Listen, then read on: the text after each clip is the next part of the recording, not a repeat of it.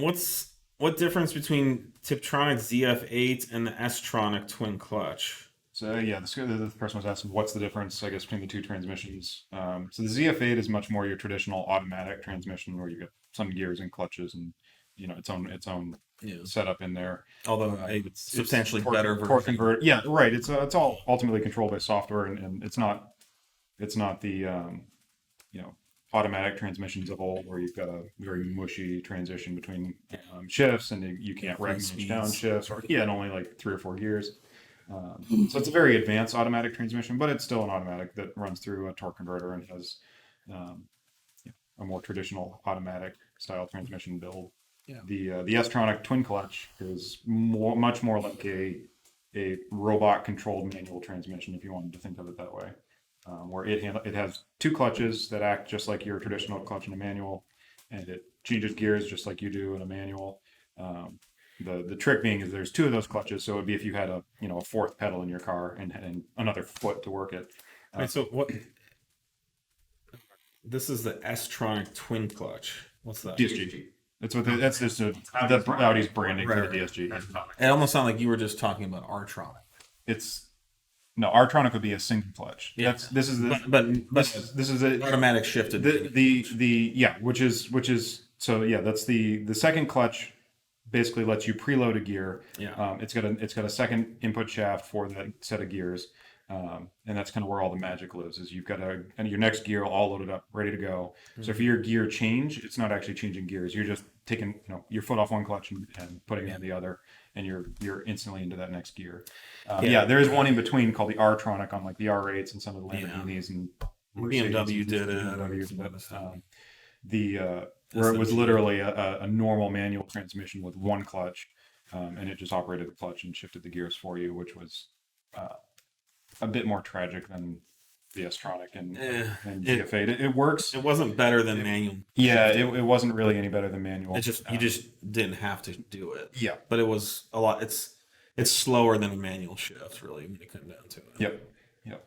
Now DSG's unless you're a whole new thing. I mean, it's an automatically shifted transmission, but it's not what I would consider to be an automatic transmission in the way that like a torque converter, transmission is. Right. But you do get the benefits too of these are traditionally most all of these are wet clutches as well, which have a much higher heat tolerance and generally better clamping power or ability for a given diameter. There's really nothing the DSG doesn't do better than a manual.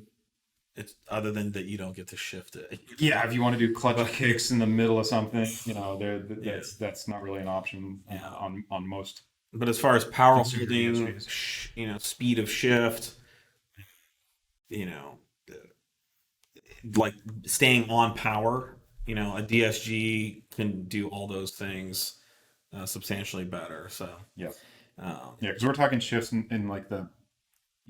On the higher speed shifts that we request 50 to 60 milliseconds. Yeah, and the best manual shift you can do is maybe 200 to 250. Yeah, the average is like 300. Most of the data we had on track, and particularly for Audi transmissions, was 300 to 400 milliseconds for a good shift. By the time you're off the gas, in the clutch, changing gears, and then back on the power. By the time that power comes back up. I mean, when I was doing a lot of drag racing, I think I was getting in the 250 range at some points with an O1E, which is terrible. That was just to complete the shift, and then you've got to wait for the turbo to come back up. Yeah, so it was crazy. We would look in the data logs and say in third gear the car would accelerate at an incredible rate, and I would begin to back off the throttle, push on the clutch. You can see all that in the data, and then the car during the shift would slow down like 3 miles an hour just during the shift. And then as the turbo would spool up, acceleration, would stop falling and would slowly ramp up. But I mean, you're basically losing 5 miles an hour of speed between the third and fourth gear shift. Now on a DSG, that would basically be nothing. Yeah. Or a ZF8. That's a ZF8 would also be the automatics are they're very good at shifting and keeping power on. But God forbid you have to shift from fourth to fifth. You're going that much faster. There's even a bigger wall of air that you're running into. I mean, it's just it's really bad. So, I'm I'm really good at manual transmissions, and I've pretty much converted over to DSGs just because I can focus more on the driving and less on the shifting. But I will say, seeing like someone like a Hans Stuck in a rally car, I mean, that's that's pure art, like it's just beautiful, like Yeah. seeing all the footwork Yeah. and And everything that there, he's there is a doing. lot you can do with with the clutch too to manipulate the car's attitude Yeah. and power delivery. That's Yeah. we're certainly not saying that that's There's the there same. there are There's some advantages. advantages both Yeah. ways. Yeah. But I don't know if any of those things make the car give you faster lap times. It's possible. Yeah. And in a rally, the driving's a little bit different. So. Yeah, and a lot of those are purpose built. Yeah, I don't know a lot of rally drivers anymore that have a clutch. Well, I guess the race stuff you can still use a clutch on some of those applications, but Well, the race specific boxes too. You've got more controls. You can release clutches more. Those are more automatically powerfully. shifted manuals. Yes. The really good racing transmissions are better than DSGs. They're faster, and they are. But they have a lot of compromises you wouldn't want. In a They're street not car. they're not for the street. They have dog gears and things like that, and when they shift, the gears crash into each other, like practically breaks your neck. Yeah. But they're very fast, and typically, like on like the Audi customer racing cars, they're the teams that are upgrading away from those cars come with a DSG from the factory. The teams that are upgrading to something like a Drexler, sequential transmission are picking up like 2 seconds a lap.